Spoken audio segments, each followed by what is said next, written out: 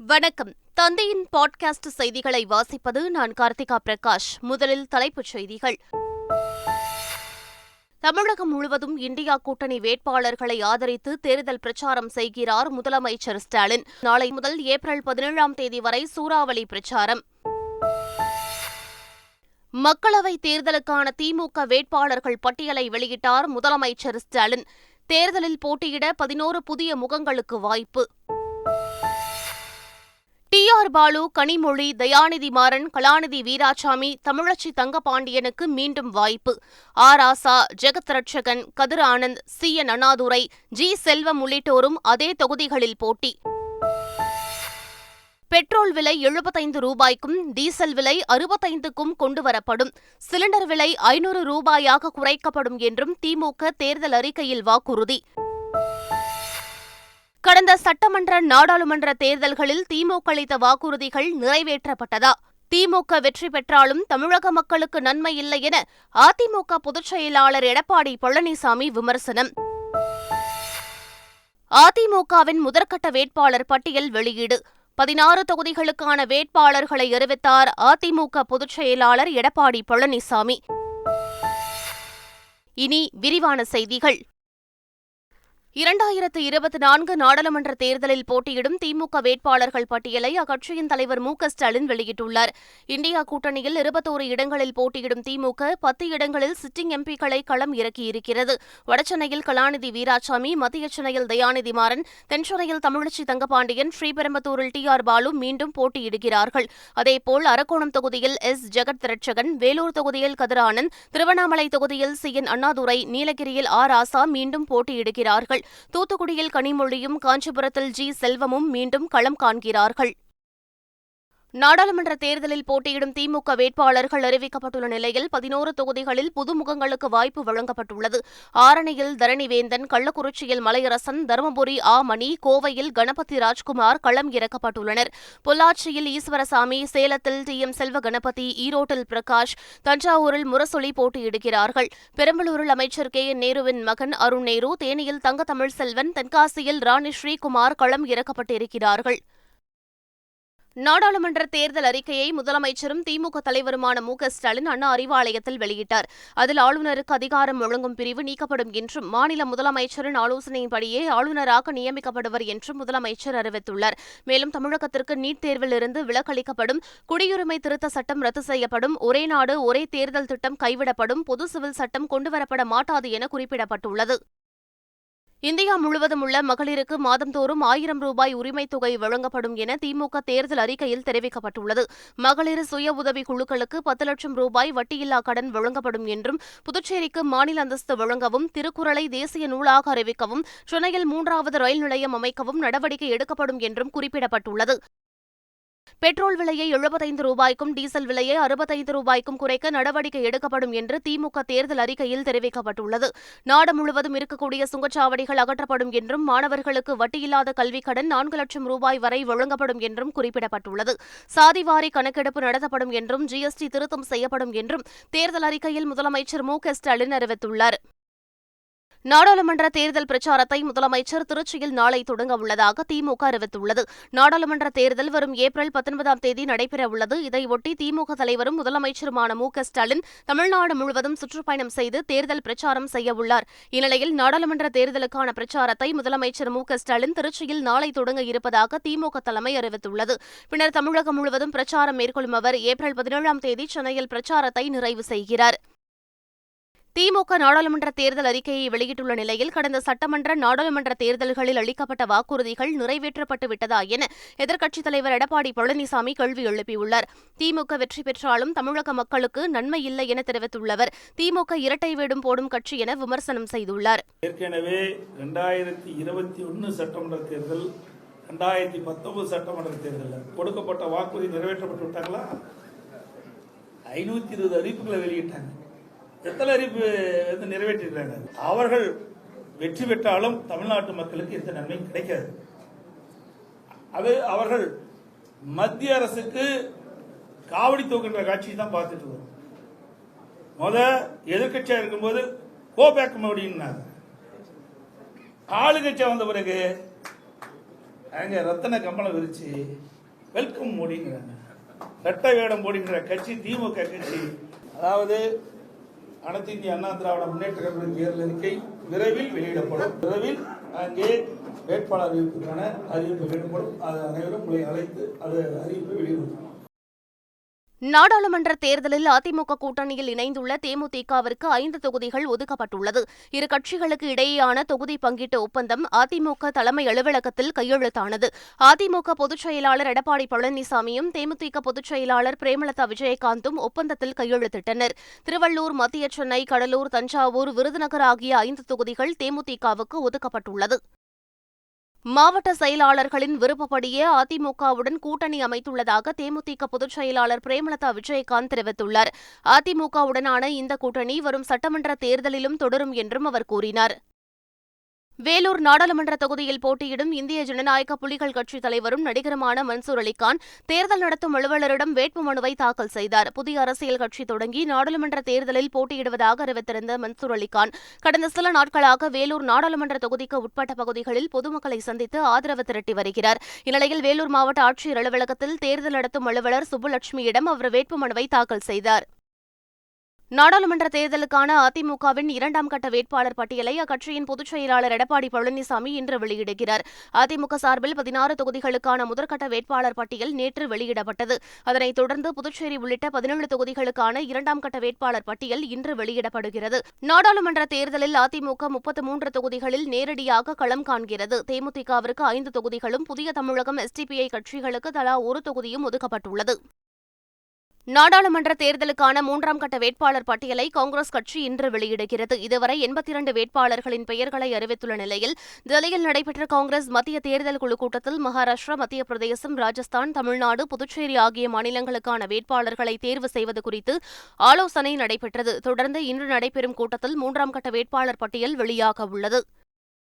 வரும் 2026ஆம் ஆண்டு சட்டப்பேரவைத் தேர்தலில் அதிமுக ஒரே அணியாக போட்டியிட்டு வெற்றி பெறும் என சசிகலா தெரிவித்துள்ளார். அந்த தேர்தல் திமுகவுக்கும் அதிமுகவுக்கும் நேரடி போட்டியாக இருக்கும் என்றும் அவர் கூறினார்.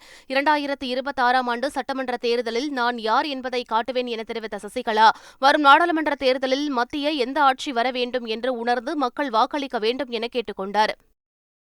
பாஜகவுடன் நேற்று நடைபெற்ற முதற்கட்ட தொகுதி பங்கீட்டில் முடிவு எட்டப்படாத நிலையில் இன்று வருவதாக சொல்லிவிட்டு ஓபிஎஸ் புறப்பட்டு சென்றார். தொகுதி பங்கீடு தொடர்பாக கூட்டணி கட்சிகளுடன் பாஜக நேற்று பேச்சுவார்த்தை நடத்தியது. இந்த பேச்சுவார்த்தையில் ஓபிஎஸ் தரப்புடன் எந்த முடிவும் எட்டப்படவில்லை. இதனையடுத்து செய்தியாளர்களை சந்தித்த ஓபிஎஸ் இன்று நடைபெறும் மாவட்ட செயலாளர்கள் கூட்டத்தில் முடிவெடுத்து அறிவிப்பதாக தெரிவித்தார். சர்ச்சைக்குரிய வகையில் பேசிய மத்திய இணையமைச்சர் ஷோபா மீது உரிய நடவடிக்கை எடுக்குமாறு கர்நாடக தலைமை தேர்தல் அதிகாரிக்கு தேர்தல் ஆணையம் அறிவுறுத்தியுள்ளது. தமிழ்நாட்டை சேர்ந்தவர்கள் கர்நாடக உணவகங்களில் வெடிகுண்டு வைப்பதாக கர்நாடகாவை சேர்ந்த மத்திய இணையமைச்சர் ஷோபா கரந்த்லாட்சே தெரிவித்த கருத்து சர்ச்சையை ஏற்படுத்தியது. இதுகுறித்து இந்திய தலைமை தேர்தல் ஆணையரிடம் திமுக சார்பில் புகார் அளிக்கப்பட்டது. அந்த புகாரை கர்நாடக தலைமை தேர்தல் அதிகாரிக்கு அனுப்பியுள்ள இந்திய தலைமை தேர்தல் ஆணையம் புகார் மீது தேர்தல் நடத்தை விதிகளுக்கு உட்பட்டு உரிய நடவடிக்கை எடுக்குமாறு அறிவுறுத்தியுள்ளது. சேலத்தில் தேர்தல் பிரச்சாரத்தை இந்திய விமானப்படை ஹெலிகாப்டரை பயன்படுத்தியதற்காக பிரதமர் மோடியின் மீது நடவடிக்கை எடுக்கக் கோரி காங்கிரஸ் சார்பாக மாவட்ட தேர்தல் நடத்தும் அலுவலரிடம் புகார் அளிக்கப்பட்டுள்ளது.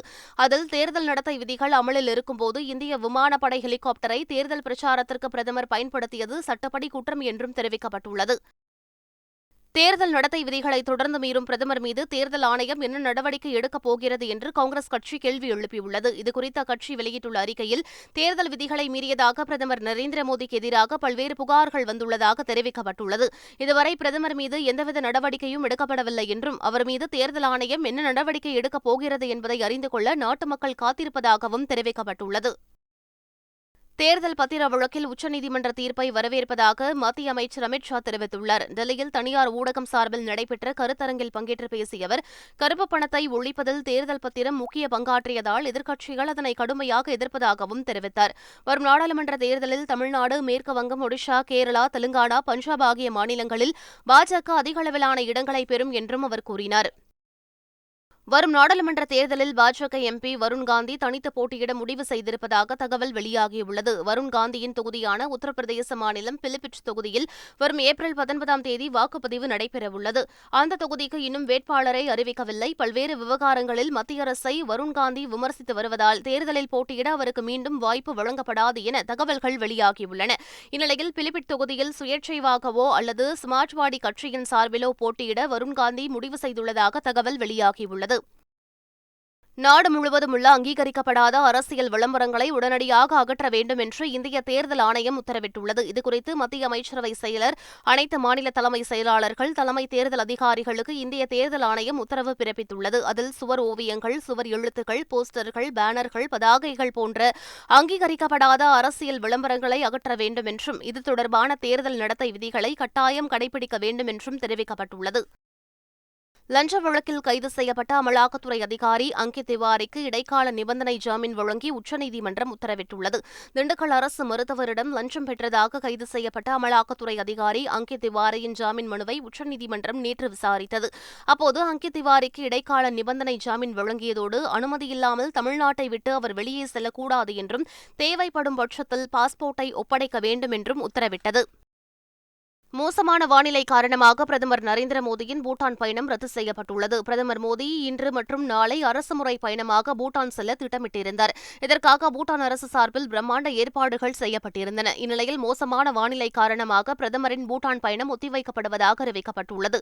பயணத்திற்கான மாற்றுத் தேதி விரைவில் அறிவிக்கப்படும் என தெரிவிக்கப்பட்டுள்ளது.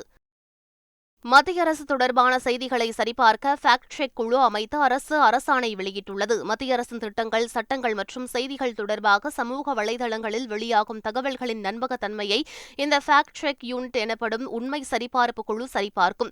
சம்பந்தப்பட்ட தகவல்கள் தவறானது என இந்த உண்மை கண்டறியும் குழுவால் அறிவிக்கப்பட்டால் அந்த தகவலை சம்பந்தப்பட்ட சமூக வலைதள பக்கத்திலிருந்து உடனடியாக நீக்க வேண்டும்.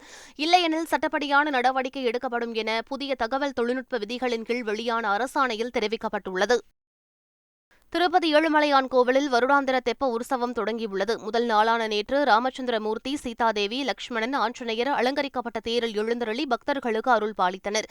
இதில் ஆயிரக்கணக்கான பக்தர்கள் கலந்து கொண்டு கோவிந்தா என்ற கோஷங்கள் எழுப்பி தரிசனம் செய்தனர். தொடர்ந்து 2ஆம் நாளான இன்று கிருஷ்ணர் அலங்காரத்தில் பாமா ருக்மணி சமேதராக புஷ்கர் நகர் வலம் வந்து பக்தர்களுக்கு அருள் பாலிக்கவுள்ளார்.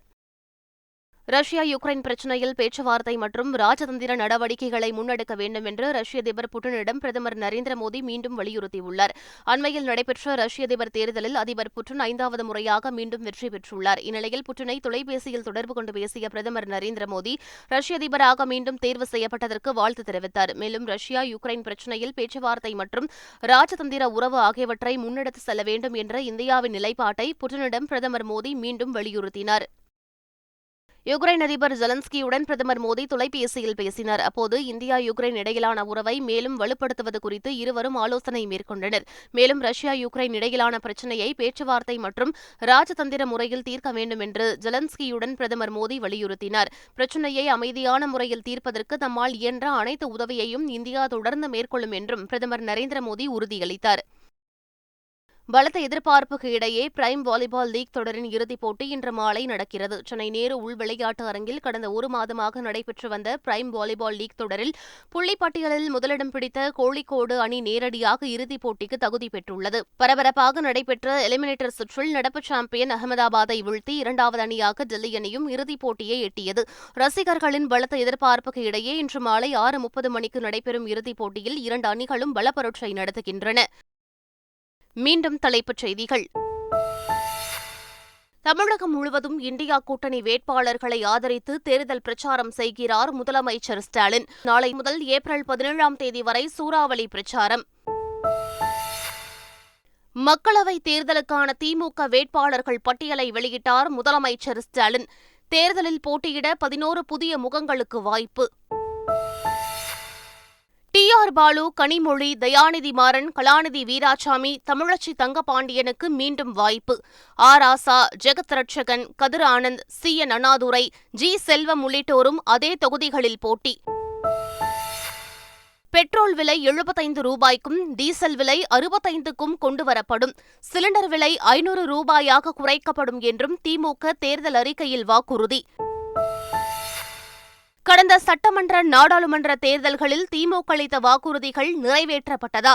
திமுக வெற்றி பெற்றாலும் தமிழக மக்களுக்கு நன்மை இல்லை என அதிமுக பொதுச் செயலாளர் எடப்பாடி பழனிசாமி விமர்சனம்.